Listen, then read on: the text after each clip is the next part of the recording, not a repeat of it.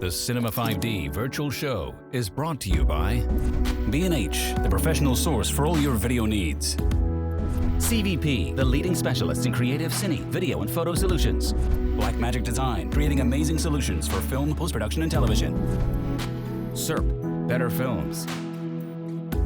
And Tilta, arm your camera. Welcome everybody to the Cinema 5D virtual show, our virtual replacement for the NAB that never happened. On my video call today, I have Rick Phelps from Ownzones. How are you, Rick? I'm doing very well. Good to meet you. Good to meet you too. I guess I catch you at home like everybody else. Exactly, right? Yeah, so doing a lot of at-home working, a lot of video calls, a lot of video presentations. But it's going, rather well, I think. Yeah, I think everybody's surprised that it's actually going better than everybody thought before the crisis. Yeah, exactly. Yep. No need to go back to the office. Oh God, yeah. So Ownzones, maybe you can give us a little rundown of what you guys do. I mean, we're mostly focusing on production technology, but your company caught our attention as well in these times.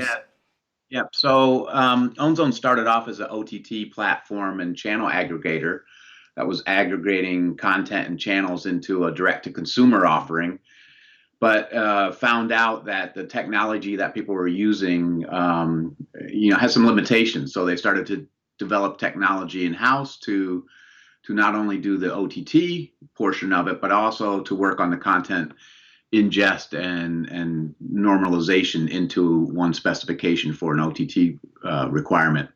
So other people then started asking Ownzones to help them with their content supply chain. And then Ownzones kind of shifted into a content supply chain company that did a lot of workflows on the cloud.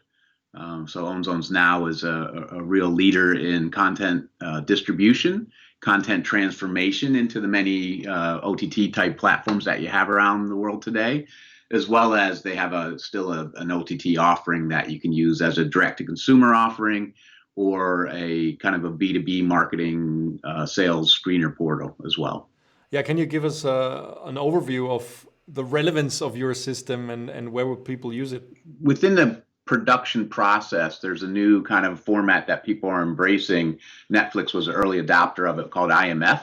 What IMF does is allow you to keep all of your video, image, audio, subtitle components in your storage architecture as kind of like ingredients. And then the IMF is a metadata wrapper that would point to specific ingredients to create versions that you would send out. So, for example, you would have a censored version and an uncensored version.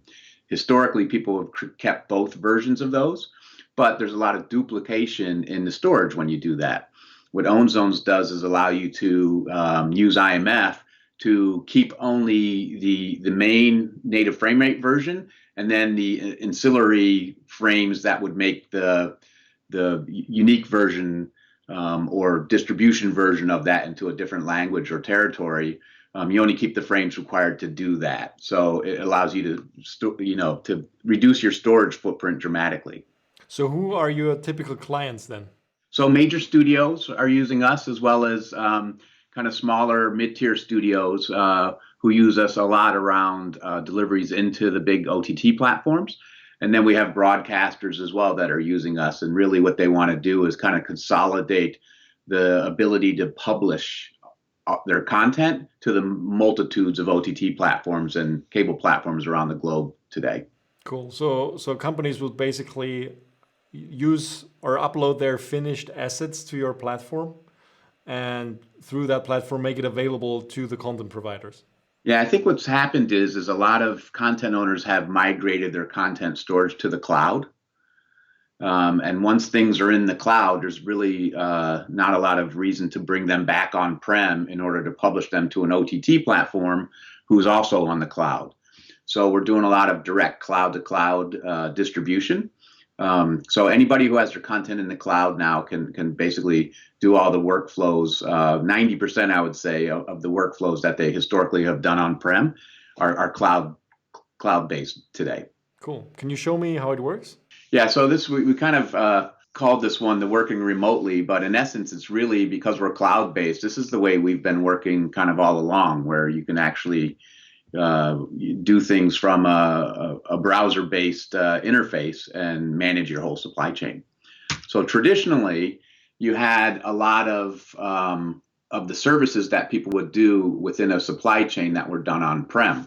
Most of the services done within the traditional supply chain were people who were working in an office here, right? So that you had content that would come in from a master library or local production that would come into your storage. And then you would have your assets sitting on an on-prem storage architecture. You would do things like QC, you would do things like compliance editing or promo production. Those will all be people who are on your location in an edit suite or in a QC suite doing this type of work. And then when you wanted to go out and publish things into the different platforms that you have around the world, people would be on-prem to do that as well. So that's the traditional workflow. And some of this, some of the storage might have migrated to the cloud. Some of the services are done externally by third parties like localization houses or production houses who do editing and things like that. But you're sending files to their premise in order for that to be done. So what we see today, though, is, and the COVID has really pushed this aggressively forward, is that you can do most of this work in the cloud.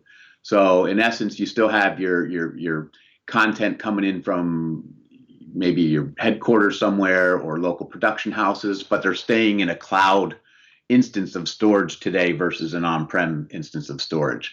All of the things like Quasar and the manual QC then can be done in the cloud with kind of remote viewing capabilities from a browser for people to do the QC. Certain things like high-end technical QC where you need kind of probes and monitors and scopes still aren't quite cloud-centric yet, but they're getting there, as well as high-end color correction is still kind of done mostly on-prem, which is more of the theatrical workflows or the high-end mastering workflows. But more and more, you're starting to see those things are becoming cloudified, so to speak, as well. So in essence, though, all this production kind of content supply chain workflow can be done in the cloud with people working remotely. So, for example, you can have people working with a video editor software like Premiere or Avid that actually just works on their laptop, and maybe they're viewing remotely via some high bandwidth transfer protocol, or they're actually taking a low res proxy locally and just sending back edit decision lists to the cloud where the cuts are then made on the master native frame rate on the cloud. Localization houses, third party editors, all of those types of functions can also be done on this cloud native storage infrastructure that you have. So you're not sending, the high resolution files around and waiting for them to come back. It's all being done on the cloud infrastructure. And then people can, review that and publish to the various types of platforms, whether it's a broadcast platform, a cable platform, or an OTT platform. People can now manage the publishing and distribution of the content as well remotely from a browser-based instance. So in essence, what we've done is we've taken the whole kind of on-prem bit, which is, within these two gray lines here, and just basically extended via the internet access to the infrastructure that sits on the cloud. This is something that we've been kind of positioning ourselves as this is where we thought the market was going, and people were starting to adopt this. But as we, entered into the pandemic of, the last few months, people have accelerated this more and more. And it's really surprising, as we said earlier on, it's surprising how smooth it's gone versus the big fear that people had about it. Can you show me the platform, what it looks like? So when you come in, this is our UI, it's browser-based, as you can see. You come in here and we have a lot of dashboards. What we tend to do is, because a lot of these workflows are automated or API'd into somebody else's kind of on-prem or cloud-based CMS system or rights management system, we manage things by exception here. So you can come into our platform, you can see what jobs are in progress, what's happening, which packages you have that are in process, and the status of them. But you can control the whole kind of workflow based upon this UI if you wanted to as well. And internally, this is what we use to do the publishing.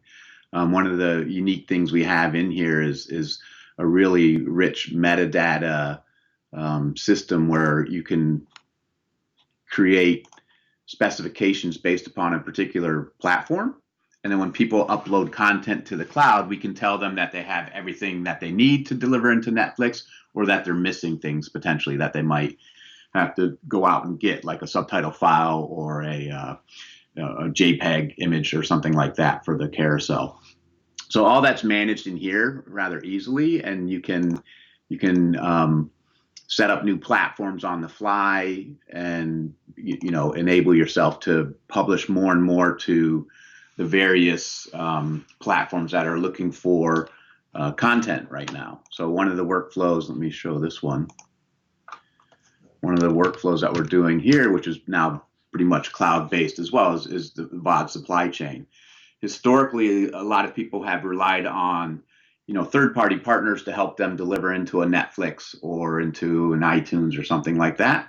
But now what you're finding is that when the people who own the content want the ability to publish directly into platforms, and that's with the demand for content that you see today for the OTT stuff, because of the pandemic, you're seeing more and more people are trying to get access to their libraries, get their library out to the platforms because production has slowed down.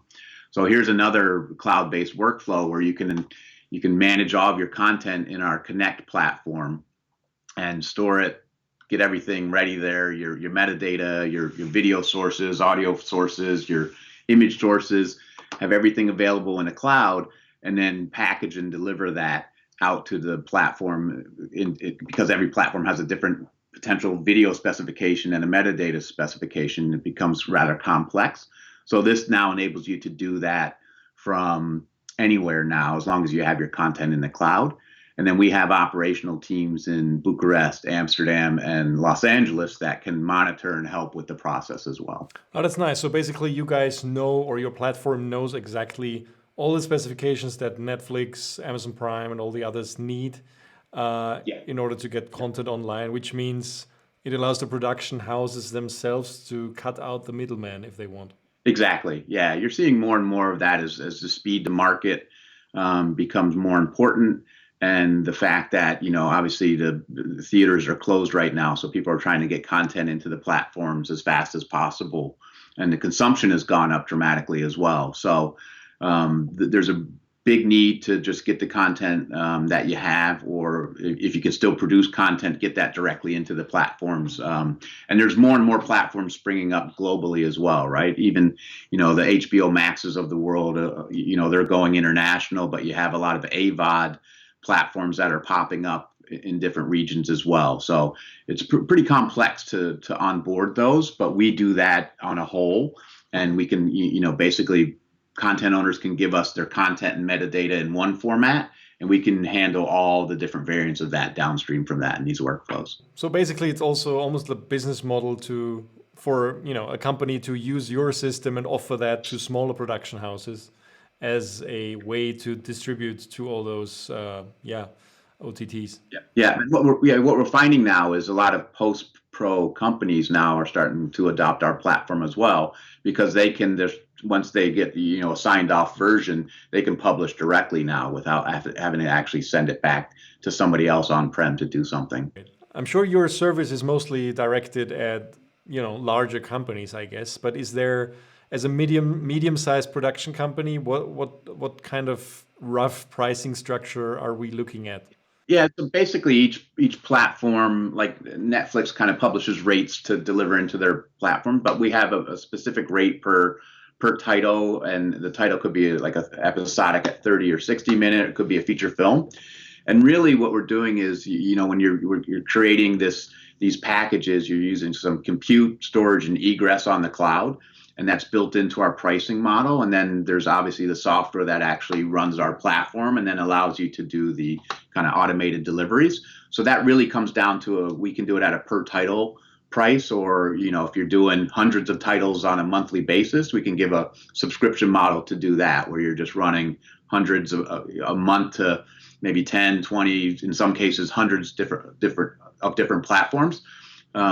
We have a subscription model that works for that. So out of interest, because of course, I mean, that's only relevant for the production companies themselves, but how did they traditionally deliver content to these platforms? I mean, I still remember the days, like from 20, 15 years ago, where you were shipping around digibetas and stuff like that. But how has it been done over the past few years? Is it always an upload process, or are there actually physical hard drives being shipped around with DCPs? Not a lot of hard drives so much anymore. So what you're seeing now is that people are using, there's preferred vendors for some of the OTT platforms who you would have to go to, and they would do the package and delivery for you.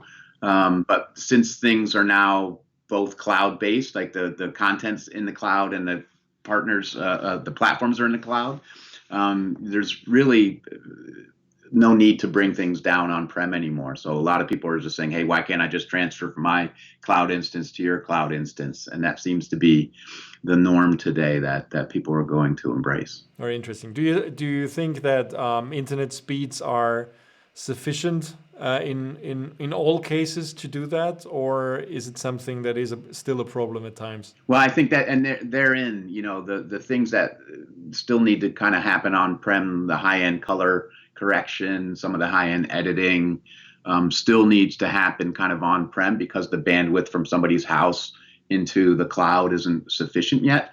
But that's changing rather fast, I think. And you see a lot of people now using specific products that help people do remote graphics editing, because graphics is really heavy throughput, has a heavy throughput requirement. So there's where the bandwidth is limited. But I think, for example, I live in a place where I have fiber to the home, and I've got a 1 gig connection to the internet. So it's actually pretty sufficient to do some high level things. All right. I think that was quite comprehensive as a first look into your platform. We'll definitely keep an eye out and share more about it. Thanks, Rick, for this interview. Great. Have a good day and stay safe. Yeah, you too. And thanks everybody for watching. Stay tuned to Cinema 5D for more news from our virtual show. Lots more products and also talks to filmmakers who are also stuck at home around the world right now and have a lot of time to be on a video call with me. And please don't forget to subscribe to our YouTube channel if you haven't yet. Thank you.